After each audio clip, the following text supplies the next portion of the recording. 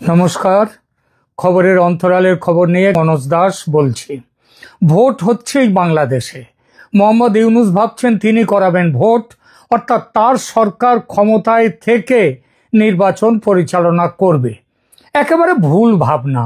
ইউনূস সরকারের অধীনে যে ভোট হচ্ছে না এটা এখন নিশ্চিত। হ্যাঁ, নিশ্চিত বলেই বলছি। ভোট হবে কেয়ারটেকার সরকারের অধীনে এবং সেই সরকার শাসনভার হাতে নেয়ার আগেই চলে যেতে হবে ডক্টর মোহাম্মদ ইউনূসকে। এই বিষয়ে ট্রাম্প সাহেবও চূড়ান্ত সিদ্ধান্ত নিয়ে ফেলেছেন। সেই সিদ্ধান্তের কথা মার্কিন পররাষ্ট্রমন্ত্রী মার্কো রুবিও জানিয়ে দিয়েছেন ভারতের পররাষ্ট্রমন্ত্রী এস জয়শঙ্করকে। আর যে মোহাম্মদ ইউনূসকে যে আমেরিকার প্রশাসন আর কোনো গুরুত্বই দিচ্ছে না, সেটাও প্রমাণ হয়ে গেল যে পাকিস্তানের প্রধানমন্ত্রী শাহবাজ শরীফ এবং আসিম মুনির জেনারেল ফিল্ড মার্শাল তার সঙ্গে 1 ঘন্টা 20 মিনিট বৈঠক করেছেন হোয়াইট হাউসে বসে president Trump, vice president JD Vance, Marco Rubio, তারা মার্কিন পররাষ্ট্রমন্ত্রী মার্কো রুবিও। তো কিন্তু ইউনূসের সাথে 1 মিনিটের জন্য তারা দেখা করেননি এবং তারা ইউনূসকে সময় দেননি। ইউনূস নিজে চেষ্টা করেছেন, তার যে লবিং ফার্ম তারা চেষ্টা করেছে, তাতেও কোনো রকম ডাল গলেনি। জাতিসংঘের সাধারণ পরিষদের বৈঠকের সাইডলাইনে যখন মার্কো রুবিও এবং ভারতের এস জয়শঙ্করের দেখা হয়েছিল, তখনই জয়শঙ্করকে মার্কো রুবিও মার্কিন প্রশাসনের কথা বলে দেন। এই বৈঠকে এই সিদ্ধান্ত হয়েছিল যে বাংলাদেশের গণতান্ত্রিক উত্তরণের পথে আমেরিকা ভারতের সঙ্গে হাত মিলিয়ে কাজ করবে।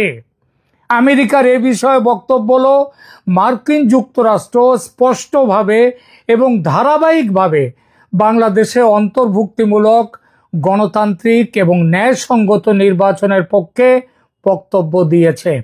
সকল বাংলাদেশীর জন্য একটি অন্তর্ভুক্তিমূলক অর্থাৎ সব দলকে নিয়ে ভবিষ্যৎ নিশ্চিত করার গুরুত্বের ওপর জোর দিয়ে এসেছে আমেরিকা। এই অবস্থান শেখ হাসিনার আমল থেকে শুরু করে বর্তমান অন্তর্বর্তীকালীন সরকার পর্যন্ত ধারাবাহিক রয়েছে।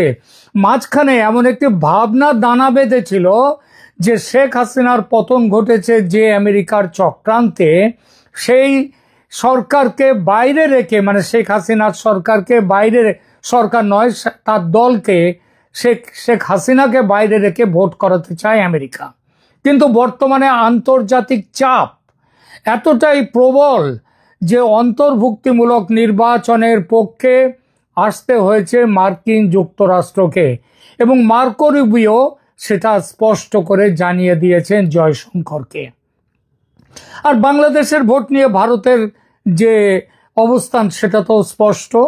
Free, fair and inclusive election বা মুক্ত, স্বচ্ছ, সমস্ত দলের অংশগ্রহণে একটি নিরপেক্ষ নির্বাচন চায় ভারত।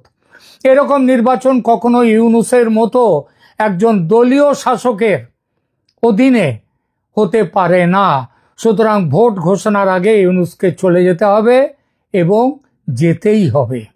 আন্তর্জাতিক গণমাধ্যমের প্রতিবেদন অনুযায়ী 2026 সালের ফেব্রুয়ারিতে নির্বাচন অনুষ্ঠানের ঘোষণা সত্ত্বেও নির্বাচন কমিশন যে চুপ রয়েছে, কিছু বলছে না, তার পেছনে এটাও একটা কারণ। ইউনূস সরকার কবে যাবেন? ইউনূস সরকারের টিকে থাকার বিষয়ে তাই ক্রমাগত সন্দেহ দেখা দিচ্ছে। আন্তর্জাতিক গণমাধ্যমের বিশ্লেষণ অনুযায়ী ইউনূসের নিরপেক্ষতা নিয়ে গুরুতর প্রশ্ন উঠেছে। দ্য ডিপ্লোম্যাটের প্রতিবেদনে উল্লেখ করা হয়েছে যে এনসিপি বা ন্যাশনাল সিটিজেন পার্টি প্রকৃতপক্ষে ইউনূসের নিজের প্রতিষ্ঠিত রাজনৈতিক দল, যে জন্য এই দলকে কিংস পার্টি হিসেবে এখন পরিচিত। এই দলটি যে শুধুমাত্র 3 মাসের পুরনো এবং সারা দেশে এর মাত্র 1 ডজনেরও কম কমিটি রয়েছে, তবুও এর প্রত্যক্ষ বিশেষ সুবিধা মতো প্রবেশ অধিকার রয়েছে প্রধান উপদেষ্টা ও অন্যান্য উপদেষ্টাদের কাছে। সরকার চালাতে বড় ভূমিকা নিচ্ছে এই দল। আল জাজিরা এবং রয়টার্সের প্রতিবেদনে জানানো হয়েছে যে ইউনূস 2025 সালের মে মাসে পদত্যাগের কথা ভেবেছিলেন এবং বলেছিলেন। তিনি এনসিপি নেতাদের বলেছিলেন যে পরিস্থিতি এমন যে তিনি কাজ করতে পারছেন না, তাই বিদায় নিতে চান। সে কথা ফলাও করে প্রচারও করা হয় এই দলের পক্ষ থেকে। তারপর ইউনূস সিদ্ধান্ত যেটা পাল্টান সেটাও এই দলেরই অনুরোধে। স্পষ্টতই এটা ছিল একটা গট আপ গেম। এবং একটা কথাই ক্রমে স্পষ্ট হয়ে উঠছে যে ইউনূস ক্ষমতা ছাড়তে চান না। আর এই জন্যই আওয়ামী লীগের পদচ্যুত শেখ হাসিনা বলেছেন যে ইউনূসের অধীনে নির্বাচন কখনো নিরপেক্ষ হতে পারে না। বিবিসি এবং আল জাজিরার মতে সেনাবাহিনীর সাথে ইউনূস সাহেবের সরকারের সম্পর্ক ক্রমশ খারাপ হওয়াটাও ইউনূসের ক্ষমতা থেকে বিদায় নেওয়ার একটা বড় কারণ। শেখ হাসিনার সঙ্গে ফোন আলাপের পর থেকে সেনাপ্রধান জেনারেল ওয়াকারুজ্জামান আরও অ্যাক্টিভ হয়ে উঠেছেন। তিনি স্পষ্টভাবে বলেছেন যে নির্বাচন ডিসেম্বরের মধ্যে করতে হবে, আর ইউনূস চলে গেলে নির্বাচন কমিশন কিন্তু সেটাই করবে, অর্থাৎ ভোট এগিয়ে এনে ডিসেম্বরেই করে নিতে পারে ভোট। ইউনূস এবং ওয়াকারের ভেতরকার এই ঠান্ডা যুদ্ধ পরিস্থিতি ইউনূসের সরকারকে আরো নাজুক করে তুলেছে এবং ইউনূসের সরে যাওয়ার দাবি ক্রমেই জোরালো হচ্ছে এবং চলে তাকে যেতেই হবে এই অক্টোবরের মধ্যেই, যাতে ডিসেম্বরে ভোট করা যায়। এই দাবিকে প্রতিষ্ঠা দিচ্ছে কেয়ারটেকার সরকার ব্যবস্থা নিয়ে বাংলাদেশের রাজনৈতিক দলগুলির অবস্থান। এই দলগুলি কেয়ারটেকার সরকার ব্যবস্থার সমর্থক ছিল এতকাল। আজ যদিও তাদের অনেকের অবস্থানের পরিবর্তন ঘটেছে। তাদের কেউ কেউ চাইছে ইউনূস ক্ষমতায় থাকলে তাদের রাজনৈতিক সুবিধা, সুতরাং ইউনূসের নেতৃত্বে হোক নির্বাচন। কিন্তু পুরনো দাবির ভূত যে ছাড়ছে না তাদের। 2024 সালের 17 ডিসেম্বর হাইকোর্ট পঞ্চদশ সংশোধনীর একটি অংশ বাতিল ঘোষণা করে কেয়ারটেকার সরকার ব্যবস্থা পুনর্বহাল করেছে।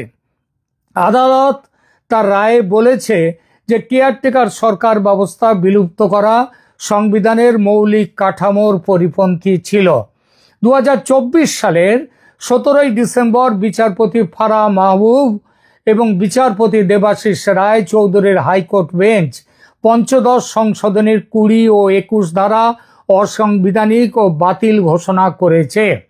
আদালত তার রায়ে বলেছে যে কেয়ারটেকার সরকার ব্যবস্থা বিলুপ্ত করা সংবিধানের মৌলিক কাঠামোর বিরুদ্ধে এবং গণতন্ত্র, অবাধ ও সুষ্ঠু নির্বাচন এবং বিচার বিভাগীয় স্বাধীনতাকে ক্ষুণ্ণ করেছে।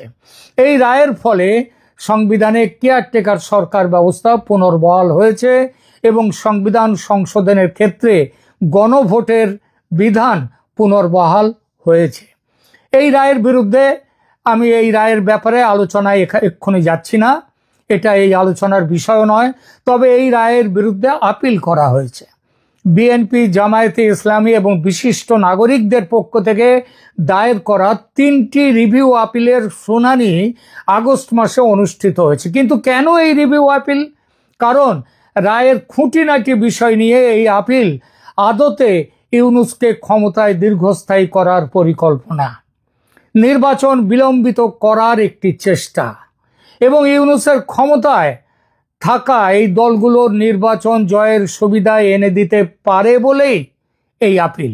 এসব আপিল না উঠলে এতদিনে ইউনূসের বদলে কেয়ারটেকার সরকার এসে নির্বাচন করে সরে যেত এবং নির্বাচিত সরকার ক্ষমতায় আসতো, কিন্তু তা হয়নি এই আপিলের জন্য। আর তারপর এবং এই দলগুলো সেটা চায় না বলেই।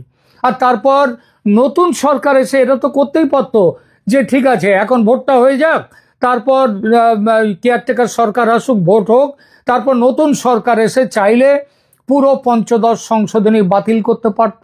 সেটা করেনি এই কারণে যে দলগুলো সেটা চায়নি এবং এখনো চায় না যে ইউনূস সরকার বিদায় নিয়ে কোনো নিরপেক্ষ সরকার আসুক। এর জন্যই আপিল শুনানি পিছিয়ে যাচ্ছে।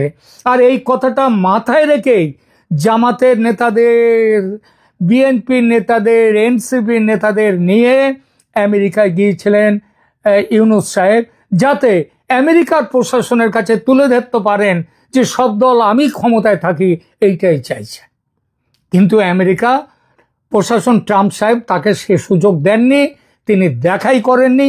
আর এই ছবি বিতর্ক নিয়ে আমি এখানে আলোচনা করতে চাইছি না, কিন্তু ছবিটার পেছনে একটা ঘোটালা যে আছে সেটা পরিষ্কার। কিন্তু কতদিন এইভাবে পিছিয়ে দেয়া যাবে কেয়ারটেকার সরকার গঠনের সম্ভাবনা এবং নির্বাচনের সম্ভাবনা? কারণ নির্বাচন যে কোনো এই দলীয় সরকারকে দিয়ে হবে না, কেয়ারটেকার সরকার চাই, এইটাই তো হাইকোর্টের এখনকার বিচার। এবং সেটা যতদিন না সেটা সুপ্রিম কোর্ট বাতিল করছে, ওই বিচারটা স্ট্যান্ড করছে। ফাইন্যান্সিয়াল টাইমস ইউনূসকে বাংলাদেশের অন্তর্বর্তীকালীন সরকার প্রধান হিসেবে উল্লেখ করলেও তার যে সাংবিধানিক অবস্থানের দুর্বলতার কথা তারা কিন্তু স্বীকার করতে বাধ্য হয়েছে। ওয়াল স্ট্রিট জার্নালের বিশ্লেষণে বলা হয়েছে যে ইউনূস একজন রাজনৈতিক নবিশ, তার কোনো কাণ্ডজ্ঞান নেই রাজনীতির, এবং তিনি এর ফলে একটা বিপজ্জনক ফাঁদের মুখে এসে রয়েছেন। রয়টার্সের প্রতিবেদনে উল্লেখ করা হয়েছে যে প্রধান বিরোধী দল বিএনপি ডিসেম্বরের মধ্যে নির্বাচনের জন্য চাপ দিয়ে যাচ্ছে, সতর্ক করে দিয়েছে যে বিএনপি সতর্ক করে দিয়েছে এই ব্যর্থতা দেশে ব্যাপক অসন্তোষের জন্ম দেবে। তারা একদিকে এটা বলছে, আবার আর একদিকে চাইছে ইউনূস থাকুন ক্ষমতায়। কি অদ্ভুত বৈপরীত্য ভাবুন। সরকারের সাংবিধানিক ভিত্তি দুর্বল থাকায় এই চ্যালেঞ্জ আরো জটিল হয়ে উঠেছে। আন্তর্জাতিক গণমাধ্যমের বিশ্লেষণ অনুযায়ী মোহাম্মদ ইউনূসের সরকার আজ গুরুতর চ্যালেঞ্জের মুখে। কেয়ারটেকার সরকার ব্যবস্থার আইনি পুনর্বহালের পর থেকে তার অবস্থান আরো দুর্বল হয়েছে, কারণ এটি নিরপেক্ষতার প্রশ্নে তার নৈতিক ভিত্তিকে চ্যালেঞ্জ করছে। সেনাবাহিনীর চাপ, প্রধান রাজনৈতিক দলগুলোর দাবি এবং এনসিপির কিংস পার্টি হিসেবে ভূমিকা, এই সব কিছু মিলে এক জটিল পরিস্থিতি তৈরি করেছে ইউনূস সরকারের সামনে, যা তার টিকে থাকার সম্ভাবনাকে ক্রমশ কম করে দিচ্ছে। হাইকোর্টের গুরুত্বপূর্ণ রায়ের পর কেয়ারটেকার সরকার বিষয়ক আইনি পরিস্থিতি জটিল হয়ে উঠেছে, এটা বলাই বাহুল্য। 2024 সালের 17 ডিসেম্বর হাইকোর্ট এই পঞ্চদশ সংশোধনীর যে একটি অংশ বাতিল করে কেয়ারটেকার সরকার ব্যবস্থা পুনর্বহাল করলেও ওই রিভিউ পিটিশনগুলো দায়ের করার ফলে সেটা কার্যকর করা যায়নি। এই পিটিশনের মূল দাবি হচ্ছে পুরো পঞ্চদশ সংবিধান সংশোধনী বাতিল করা, সেটা পরেও করা যেতেও, কিন্তু এই দাবির প্রধান রাজনৈতিক কারণগুলো ছিল নির্বাচনে নিরপেক্ষতা, তাহলে এর দ্বারা প্রতিষ্ঠিত হবে কেয়ারটেকার সরকার এলে। বিএনপি ও জামায়াত দাবি করেছে 2014, 2018 এবং 2024 সালের নির্বাচনগুলো প্রমাণ করেছে যে রাজনৈতিক সরকারের অধীনে সুষ্ঠু নির্বাচন অসম্ভব, তাই ফিরে আসুক কেয়ারটেকার সরকার। কিন্তু ইউনূস সরকার তো নিজেকে প্রমাণ করে দিয়েছে সে একটা রাজনৈতিক সরকার এবং তার আমলে সুষ্ঠু নির্বাচন হওয়া অসম্ভব। তাহলে কেন তার পদত্যাগের দাবিতে এই রাজনৈতিক দলগুলো এখন সরব হচ্ছে না? 2 নম্বরে আসি। এরপরে তারা যুক্তি দিয়েছিল যে কেয়ারটেকার সরকার ব্যবস্থা গণতন্ত্রকে শক্তিশালী করে, দুর্বল করে না। তাই যদি হয় তাহলে এখন কেয়ারটেকার সরকার দ্রুত স্থাপনের জন্য তারা কেন কোনো কথা বলছে না?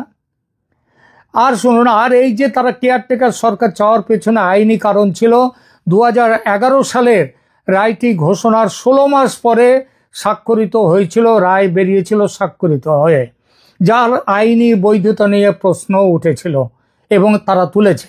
মৌলিক কাঠামো, কেয়ারটেকার সরকার ব্যবস্থা সংবিধানের মৌলিক কাঠামোর অংশ এবং এটা বাতিল করা অসাংবিধানিক, এটাই হচ্ছে তাদের কথা। 3 নম্বর, রায়ের বিরোধিতা করতে গিয়ে তারা 2011 সালের সংক্ষিপ্ত রায়ে 2টো নির্বাচন কেয়ারটেকার সরকারের অধীনে করার নির্দেশ ছিল, কিন্তু পরে ফাইনাল যে অর্ডার পূর্ণ রায়ে এই উল্লেখ ছিল না। কিন্তু একটু ভাবলে বোঝা যাবে বাংলাদেশের বর্তমান পরিস্থিতিতে এসব কথাগুলো হচ্ছে কসমেটিক চেঞ্জ। কসমেটিক চেঞ্জের দাবিতে আপিল করা হয়েছে, যে এসবগুলো আসলে কোনো বড় কোনো কারণ নয়। আপিল হয়েছে ইউনূসের সঙ্গে দলগুলোর বোঝাপড়ার দরুন। এই বোঝাপড়ায় আছেন দেশের প্রধান বিচারপতিও। সুপ্রিম কোর্টের আপিল বিভাগ প্রধান বিচারপতি সৈয়দ রেফাত আহমেদের নেতৃত্বে 7 সদস্যের পূর্ণ বেঞ্চ 2025 সালের 26 আগস্ট শুনানি গ্রহণ করে। আদালত 21 অক্টোবর 2025 তারিখে চূড়ান্ত শুনানির দিন নির্ধারণ করেছে। প্রধান বিচারপতি আহমেদ বিচার প্রক্রিয়া বিলম্বিত করার উদ্দেশ্যে একটি সাংবিধানিক প্রশ্ন হঠাৎই তুলেছেন। সেই প্রশ্নটি হলো, কেয়ারটেকার সরকার ব্যবস্থা পুনর্বহাল যদি হয় তাহলে কখন বা কবে থেকে তা কার্যকর হবে? এই দাবি তো কোনো আপিলে ছিল না। হঠাৎ করে এমন একটি প্রশ্ন কেন উত্থাপন করা হলো? সন্দেহ করার যথেষ্ট কারণ আছে যে এই প্রশ্নটি তোলার পেছনে ইউনূস সরকারের অধীনে নির্বাচন করার একটা ভাবনা আছে। অর্থাৎ এবারের ভোট হয়ে যাক, তারপর থেকে কেয়ারটেকার সরকারের আদেশ কার্যকর হবে, তাই নয় কি? সেটাতে জামাত, বিএনপি, এনসিপি দলগুলোর সুবিধে। কারণ ইউনূস তো তাদেরই লোক। নিরপেক্ষতার যে দাবি তাতে গুলি মারো। কেয়ারটেকার সরকার বিষয়ক আইনি লড়াই এখনো চলমান। হাইকোর্টের রায় একটি গুরুত্বপূর্ণ পদক্ষেপ হলেও চূড়ান্ত সিদ্ধান্ত এখনো আপিল বিভাগের হাতে। অক্টোবর মাসের শুনানি বাংলাদেশের নির্বাচনী ব্যবস্থার ভবিষ্যৎ নির্ধারণ করবে এবং এর ফলাফল মোহাম্মদ ইউনূসের অন্তর্বর্তীকালীন সরকারের ভাগ্য নির্ধারণ করবে, যদি অবশ্য এই শুনানি আদৌ শেষ হয়। বিচার ঝুলিয়ে রাখতে চাইছে জামাত, এনসিপি আর বিএনপির এক একজন তো এক এক রকম কথা বলেন। কিন্তু মোদ্দা কথা হলো, আন্তর্জাতিক মহল তাদের মতামত স্পষ্ট করে দিয়েছে। তা হলো, ভোটে আওয়ামী লীগকে বাদ দেওয়া চলবে না এবং নিরপেক্ষ ভোট করতে হবে। আর তাই চলেই যেতে হবে মোহাম্মদ ইউনূসকে। সেই যাওয়া দেরিতে নয়, এই মাসেই। স্বেচ্ছায় না গেলে তাকে টেনে নামানো হবে চেয়ার থেকে। এই নামানোর প্রক্রিয়া যে শুরু হয়ে গেছে সেটা বোঝা গেছে রাষ্ট্রপতি শাহাবুদ্দিন চুপ্পুর পত্রবোমা থেকে। বলা বাহুল্য, এই পত্রবোমার পেছনে সেনাপ্রধান কিংবা সেনাবাহিনী যে নেই তা হতেই পারে না, তারাও আছে। অতএব ইউনূসের দিন যে দ্রুত ফুরিয়ে আসছে, দেওয়ালে সেই লিখন স্পষ্ট। ইউনূস সাহেব দেওয়ালের লিখন পড়তে পারলে ভালো, না পারলে হয়তো দেশেই সারা জীবন কাটাতে হবে, আর সেটা অন্ধকার কারাকক্ষেই তার থাকার সম্ভাবনা। কারণ কম অপরাধ তো তিনি করেননি। এখনকার মতো এখানেই রাখছি।